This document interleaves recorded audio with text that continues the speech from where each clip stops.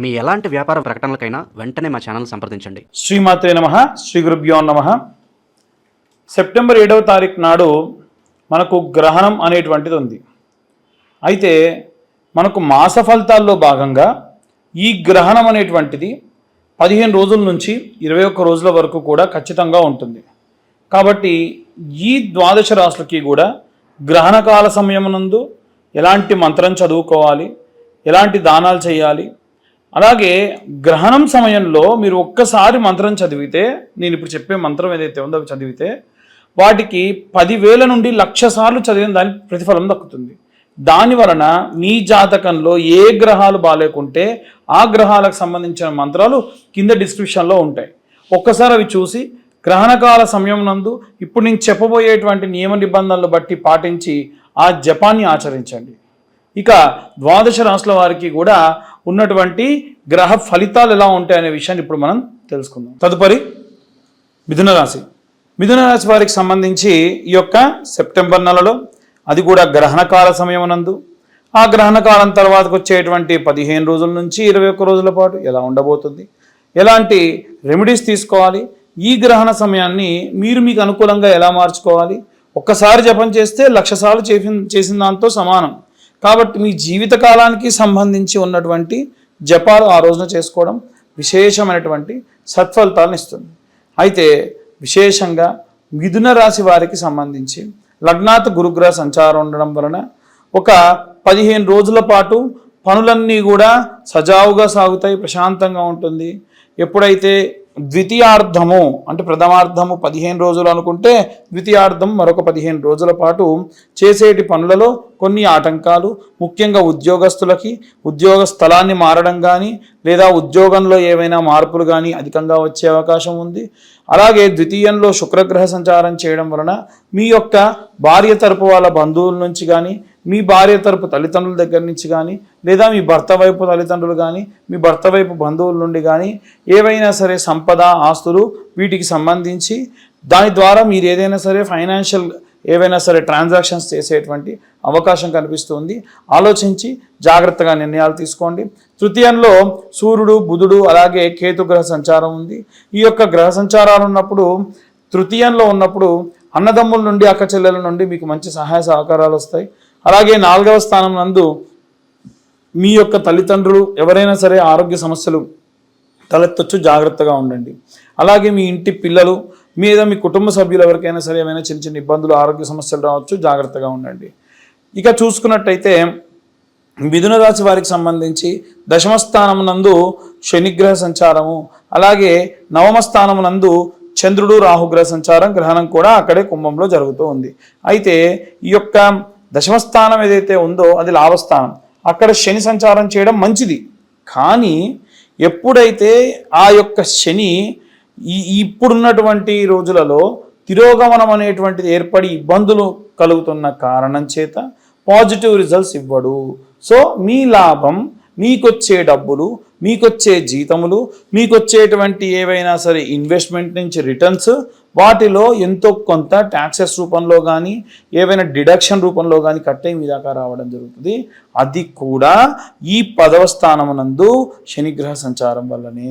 9వ స్థానమునందు రాహువు మరియు చంద్రగ్రహ సంచారం చేయడం వలన మీ యొక్క హయ్యర్ ఎడ్యుకేషన్ రిలేటెడ్ విషయంలో మీరు అనుకున్నంత మేరకు చదువును ఇంకా కొనసాగించలేక ఆపాల్సి రావడము, లేదా మీ పిల్లలకు సంబంధించి హయ్యర్ ఎడ్యుకేషన్కి పంపలేకపోవడము, ఏవైనా సరే ఇబ్బందులు పడడము, విపరీతమైనటువంటి ఆలోచన దూరంతో ఉంటారు. ఇవన్నీ కూడా మీ జాతకంలో ఉన్నటువంటి గ్రహస్థితుల్ని బట్టి ఇంకా ఎక్కువగా చెప్పొచ్చు. ఇవన్నీ గోచార రీత్యా చెప్పే విషయములు. అదే కనుక మీ పేరుంది, మీ డేట్ ఆఫ్ బర్త్ ఉంది, టైం ఉంది, ప్లేస్ ఉంది అనుకోండి, 2,025 రూపాయలు తీసుకొని జాతకం అంతా కూడా క్లియర్గా 70 పేజీల్లో మీకు ఇస్తాం. అలాగే మీతో మాట్లాడతాము. అలాగే ఈ జాతకంతో పాటు విశేషంగా ఒక జ్వాలాముఖి మాల ఏదైతే ఉందో ఆ జ్వాలాముఖి మాల కూడా మీకు కొరియర్ చేయడం జరుగుతుంది. ఆసక్తి కలవారు ఎవరైనా సరే కింద ఉన్న నెంబర్కు కాంటాక్ట్ చేయొచ్చు.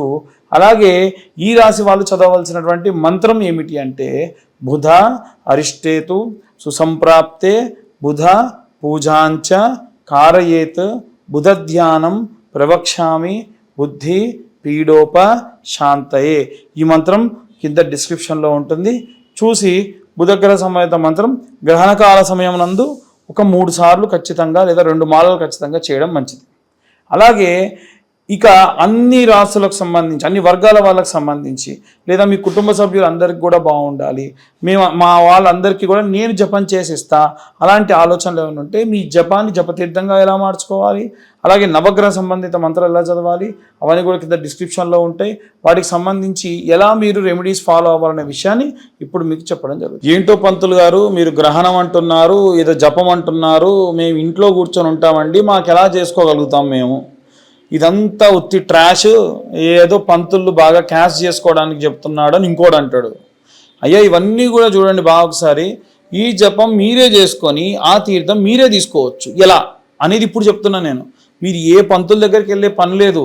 మీ ఇంట్లో మీరు కూర్చొని గ్రహణం జరుగుతున్నప్పుడు మీరే ఇది జపతీర్థంగా తీసుకోవచ్చు. మీరు లక్షలు ఖర్చు పెట్టినా సరే ఎవరు కూడా మీకోసం చేయనటువంటి పూజా విధానాన్ని మీరే చేసుకోవచ్చు అని చెప్తున్నా కదా. అదే ఎలా అనేది తెలుసుకుందాం. ముందు గ్రహణం ఎప్పుడు అంటే సాయంత్ర సమయంలో 8:58 నుండి ప్రారంభమై 1:50 వరకు జరుగుతుంది. ఈ గ్రహణ కాలం కంటే గంటన్నర ముందే భోజనాలు చేయడం పూర్తి చేయండి. అందరూ మగవాళ్ళందరూ కూడా, ఆడవాళ్ళు కూడా చేయొచ్చు కానీ మగవాళ్ళు చేస్తే మంచిది. వారందరూ కూడా ఒక గ్లాస్, ఆ గ్లాస్లో దర్భ, ఒక ప్లేట్లో ఒక దర్భ కింద వేసుకొని దానిపైన చాప వేసుకొని కూర్చోండి. అలాగే ఇంట్లో ఉన్నటువంటి అన్ని తినుబండారాల్లో కూడా దర్భ వేయాలి. నూనె పదార్థాల్లో దర్భ వేయాలి. అదేంటండి ప్యాకెట్ ఐటమ్స్ ఉంటాయి మీ ఫ్రిడ్జ్లో పెట్టుకుంటే దానిపైన దర్భ వేయండి. ఇంట్లో ఓవర్ హెడ్ ట్యాంక్లో కూడా దర్భ వేయండి. మీ డాబా పైన దర్భ వేసుకోండి.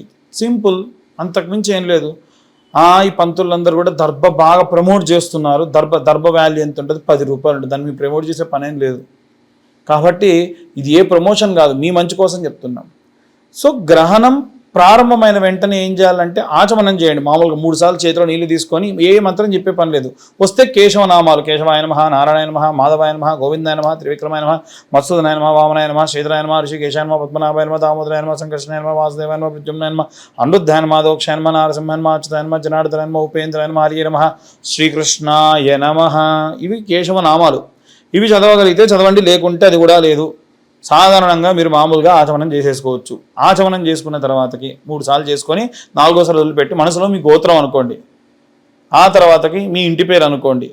ఆ తర్వాతకి మీ ఇంట్లో ఉన్న అందరి పేర్లు అనుకోండి. ఉదాహరణ మీ నాన్నగారి పేరు చెప్పారు, ఆయన పేరు రామారావు నామ్న్యః, ధర్మపత్ని సమేతస్య ఆ పేరు సీతానామ్న్యః, సుపుత్రకాయ మీ పేర్లు చంద్రశేఖర్ నామ్న్యః, ఇలా అనుకోండి.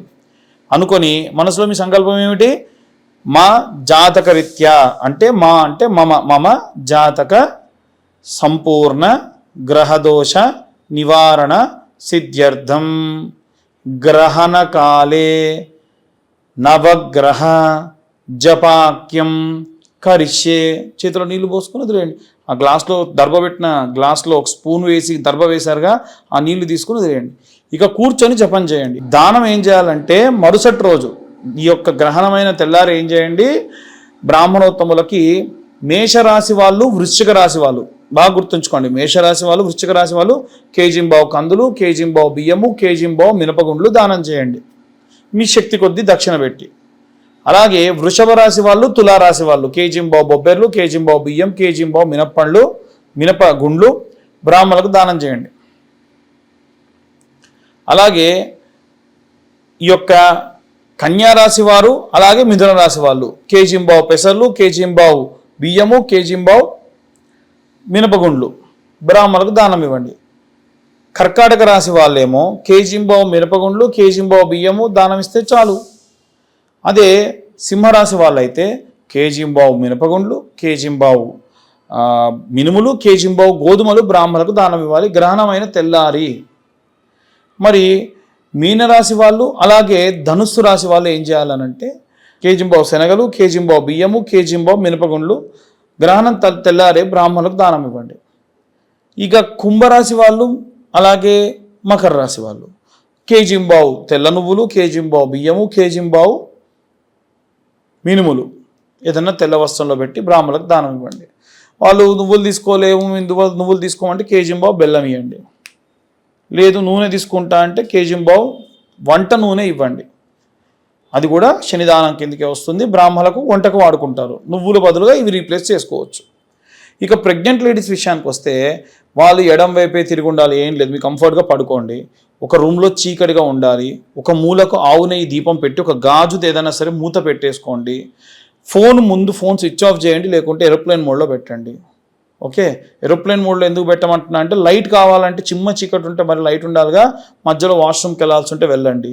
గోకకూడదు అంటే ఎలా కుదురుతుందమ్మా? కొంతమంది మరి ఇళ్ళలో గోకొద్దు అంటున్నారంట, ఇచ్చింగ్ చేయొద్దు అంటే. కరెక్ట్ కాదు. ఆల్రెడీ వూండ్ ఉంటే దాన్ని ఇచ్చింగ్ చేయొద్దు. మామూలుగా దోమలు కొడితే కోక్కోకుండా ఎలా ఉంటారు? అదేం లేదు, చేయొచ్చు. సో ప్రెగ్నెంట్ లేడీసే కాదు, అందరు కూడా బెడ్ కింద కంపల్సరీ మీరు ఈ యొక్క దర్భను వేసుకోండి. మీరు తాగడానికి నీళ్ళు, పాలు, ఏమైనా తినడానికి బిస్కెట్స్, లేకుంటే కొంచెం కాజు లాంటివి పెట్టుకోండి. ఆకలి వేస్తుంది ప్రెగ్నెంట్ లేడీస్కి, కాబట్టి అలాంటివి వేసుకోండి. వాటిలో కూడా దర్భ వేసి పెట్టుకోండి, అంతే. ఆ దర్భ మరీ మీ గొంతులో అడ్డుపడకుండా వేలుతో అలా పట్టుకొని నీళ్లు తాగడమో పాలు తాగడమో చేయండి. సో ఇలాంటివి చేయడం వలన ప్రెగ్నెంట్ లేడీస్ అన్ని జాగ్రత్తలు తీసుకున్న వాళ్ళు అవుతారు. ఇవి స్వయంగా మీరే చేసేటువంటి దానములు, చేసేటువంటి జపములు. ఏ బ్రాహ్మణోత్తముడి దగ్గరికి కూడా పోయి మీరు మా కోసం జపం చెయ్యండి అని అడిగే పని లేకుండా మీ అంతటి మీరే చేసుకోదగినవి. కాబట్టి గ్రహణం ఉన్నప్పుడు ఎట్టి పరిస్థితులు ఇలా చేయండి. దానివలన విశేషమైనటువంటి సత్ఫలితాలు పొందుతారు. వీటితో పాటుగా ఎవరైనా సరే జాతకం గురించి కావాలనంటే మీ పేరు, మీ date of birth, time, place కింద ఉన్న నెంబర్కి వాట్సాప్ చేయండి. 2025 రూపాయలు చెల్లిస్తే పూర్తిగా మీ జాతకం విశ్లేషణగా మీకు అందిస్తాను. అలాగే మీ జాతకంలో నిజంగా గనక ఏ గ్రహాలు బాగాలేకుంటే ఆ గ్రహాల వరకు మాత్రమే జపం చేసుకోవచ్చు ఆ రోజున.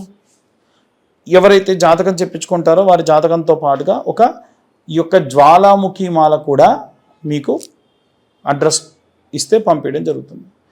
ఇక అందరూ కూడా ఈ గ్రహణ సమయంలో జాగ్రత్తగా ఉండండి. ప్రెగ్నెంట్ లేడీస్ ముద్దుగా జాగ్రత్తగా ఉండండి. సర్వే జన సుఖినో భవంతు. స్వస్తి.